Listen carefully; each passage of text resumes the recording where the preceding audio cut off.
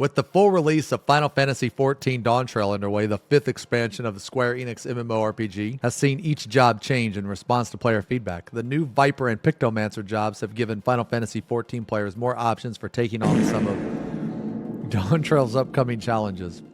The list was made with job balance as it stood during Dawntrail's release and does not account for changes made past 7.0. Only the 21 combat jobs can reach level 100 were considered for each tier. The jobs were sorted based on the changes they received from Endwalker to Dawntrail and how much that impacted their ability to perform within their respective roles. Final Fantasy XIV's job balance can change on a patch-by-patch basis, so it remains to be seen what changes will be made by Square Enix afterward. I mean, so far this is a good intro. They're basically telling people, hey, this is what we think currently, and it could change. All right.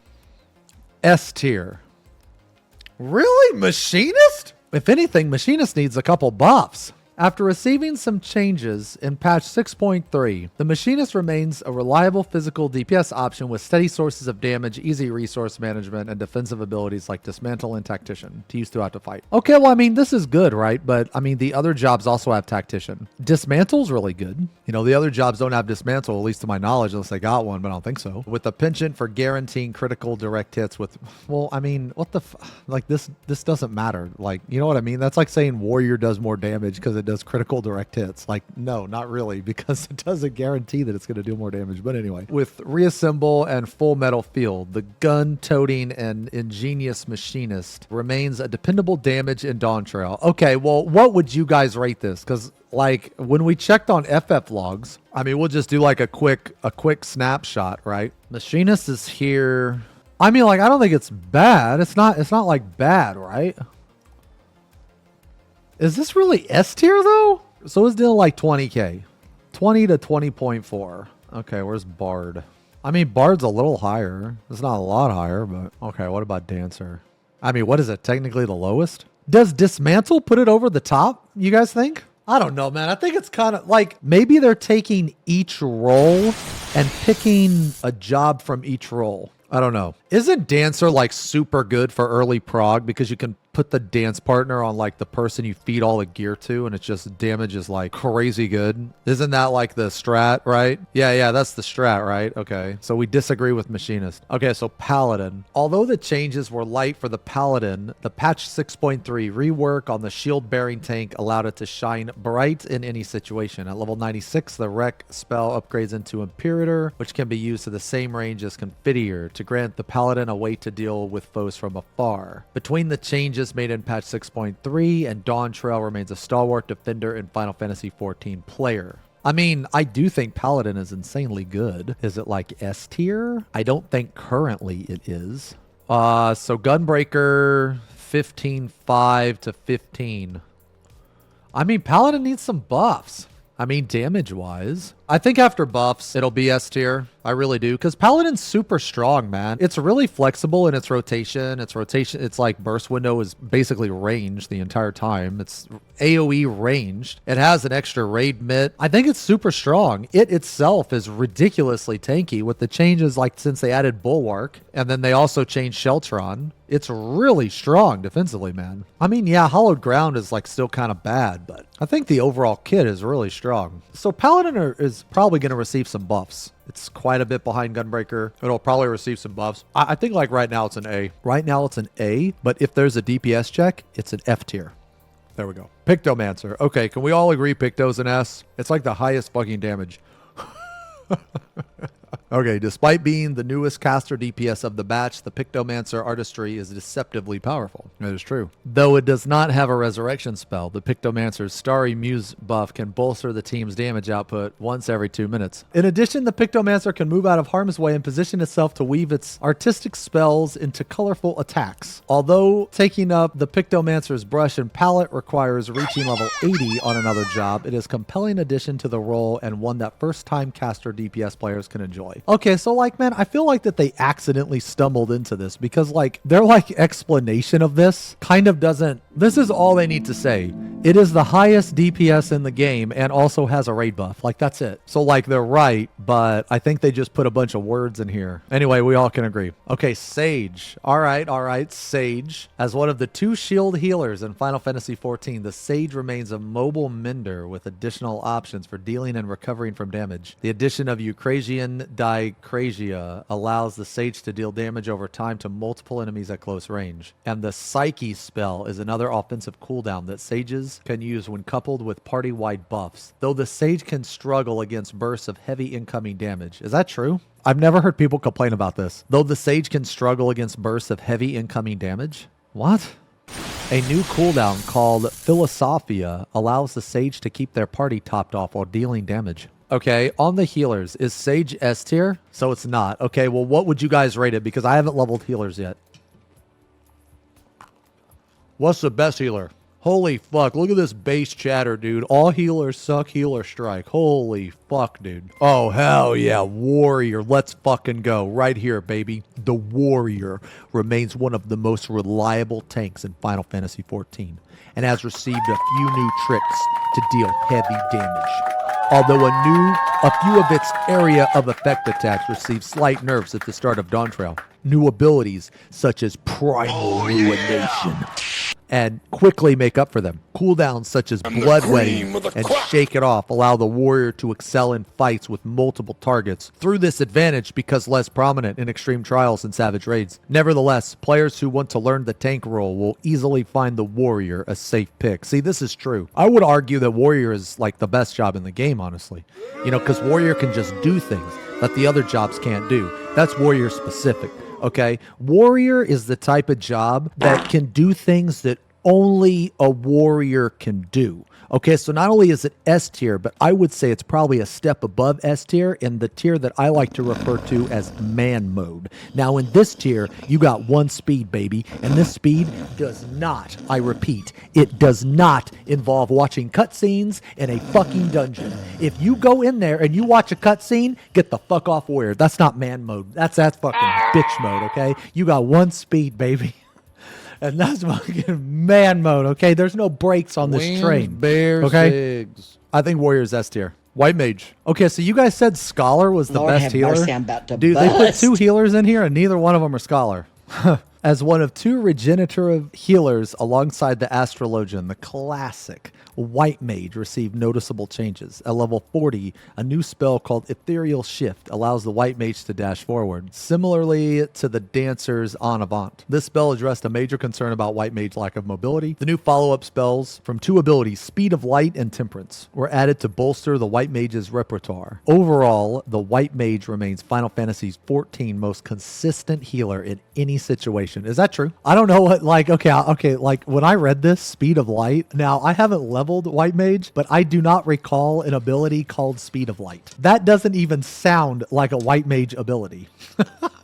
Okay, so of the S tier, Picto, Warrior. None of the others are S tier? Yeah. Okay, so what healer is S tier? Okay, Scholar and Astro. So basically, they picked the 2 healers that were not S tier. Gunbreaker is obviously S tier. Obviously. It's always S tier. Obviously. So Gunbreaker should be here. Okay, so of the physical ranged, I have no idea about physical ranged. Dancer, is Bard S tier? Who cares?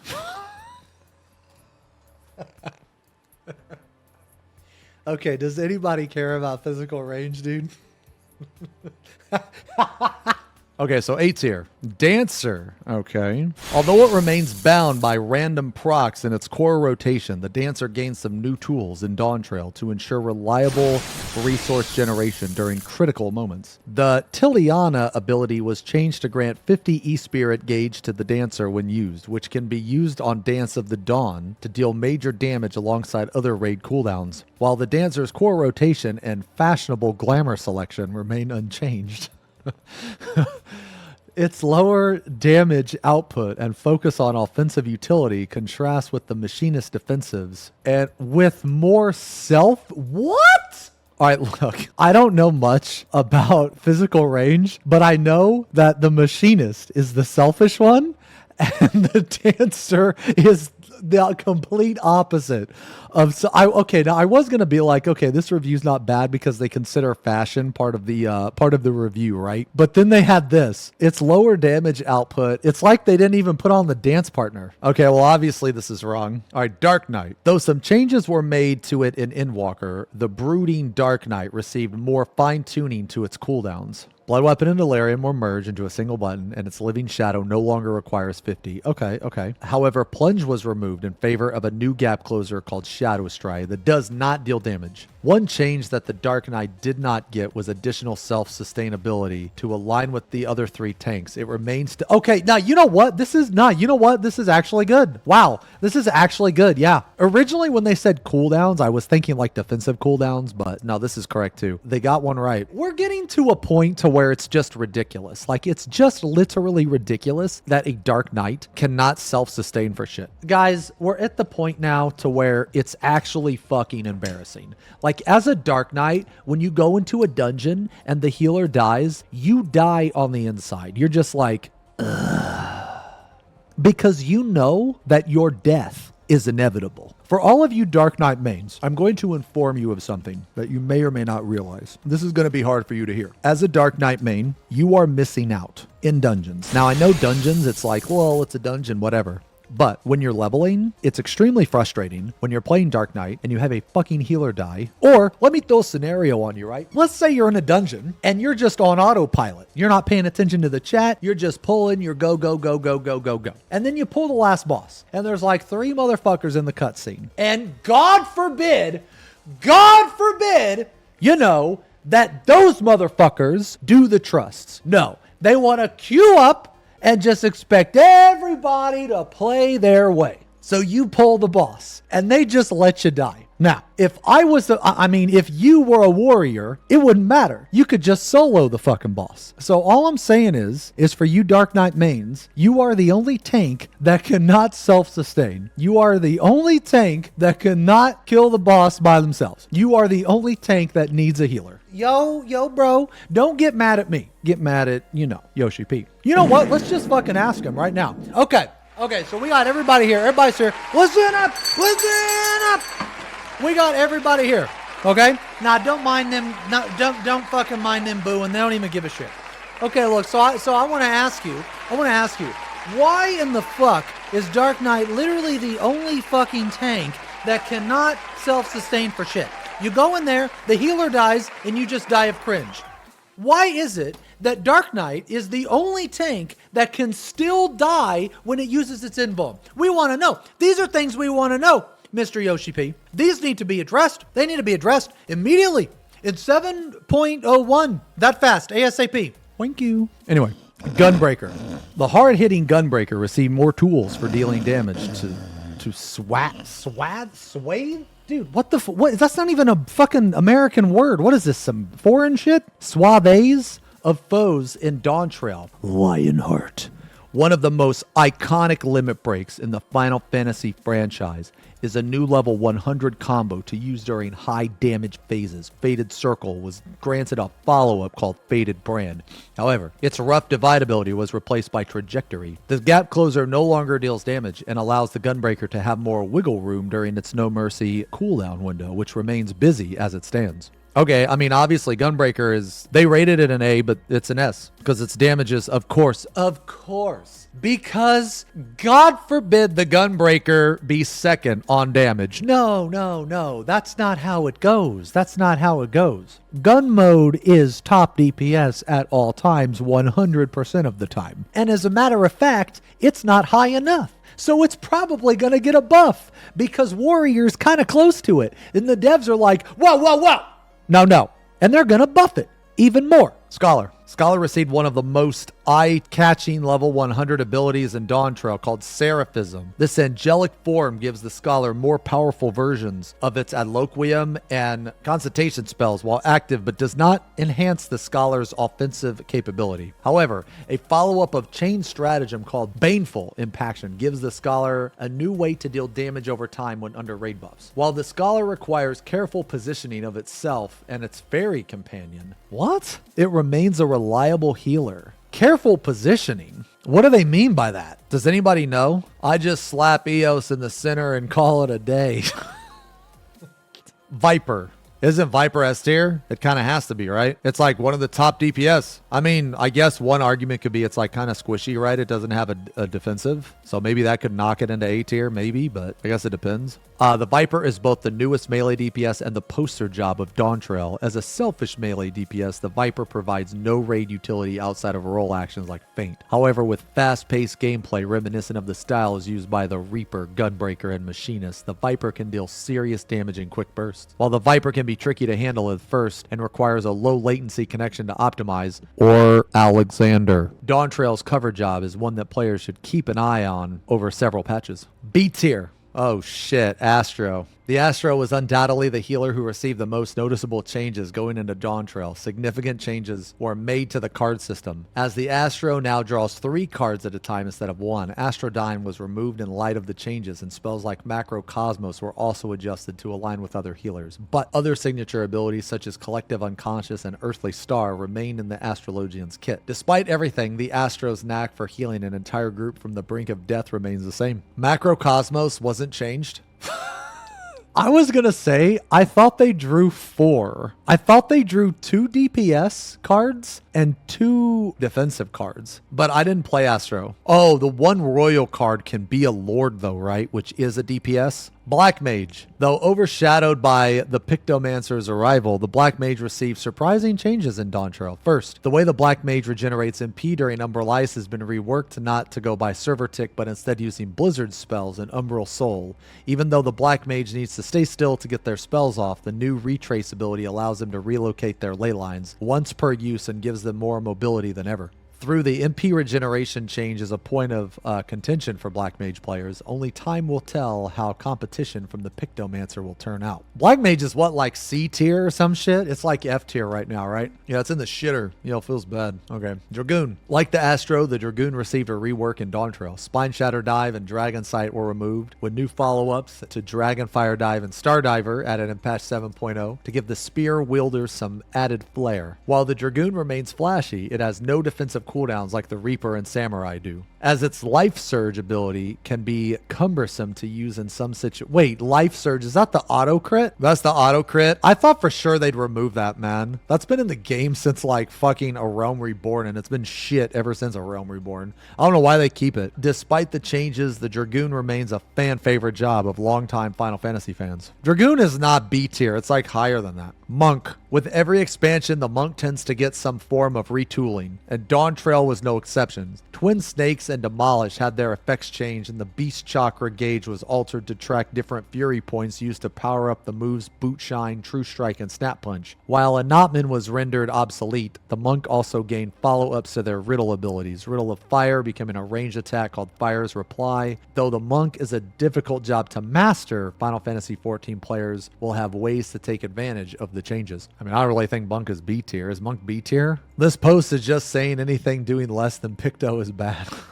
Ninja's not S tier. Ninja's like the lowest melee. Ninja, despite competition from the Viper for scouting armor, okay.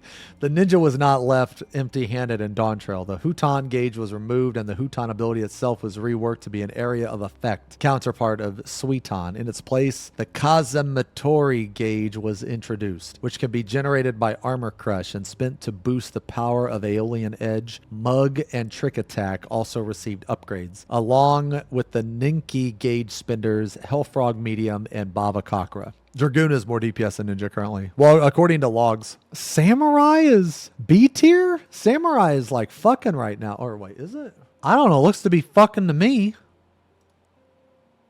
It's like super high damage and it has a lot of defensives. Although Endwalker's removal of chitin...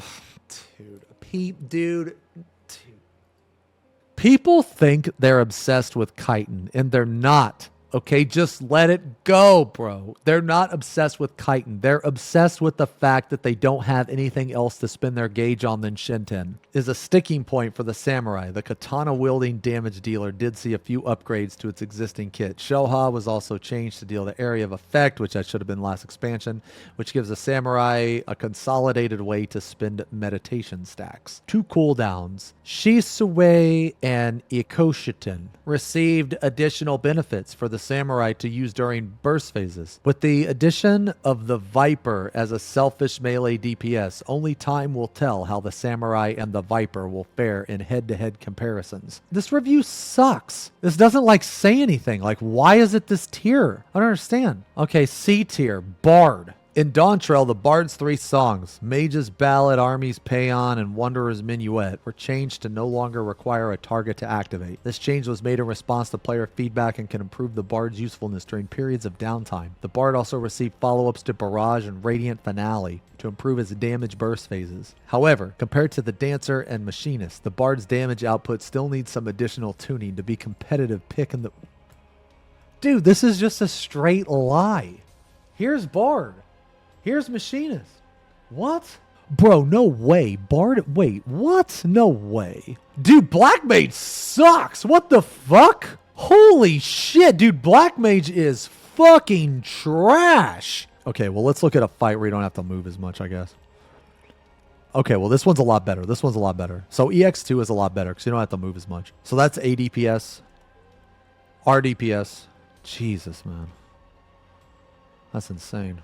So EX2 is better. Yeah. Okay, so they're better on EX2. What a dumb job, dude. Black Mage is such a fucking stupid job. But the Bard stuff is just a straight lie. Like, Bard does more damage than Machinist. Holy shit, man. Look at the floor on this. Jesus Christ. Reaper. What? Dude, Reaper's fucking right now. What? Reaper not only fucks, but it has a really good defensive. Compared to the other melee DPS, the Reaper saw the fewest changes overall. While it received follow-up buttons for abilities that can be used while enshrouded, such as Gluttony chaining to Sacrificium, and the Death's Design debuff remained in place despite calls for its removal. People wanted to remove Death's Design. Like, I hate Death's Design. I think Death's Design is trash. Like, it would be better if Death's Design applied to the Reaper itself. Given that the Viper can apply a similar debuff called Noxious Gnash via its core rotation and not through a dedicated What? That is why Reaper is C tier, is because Death's Design is not a part of the 1, 2, 3.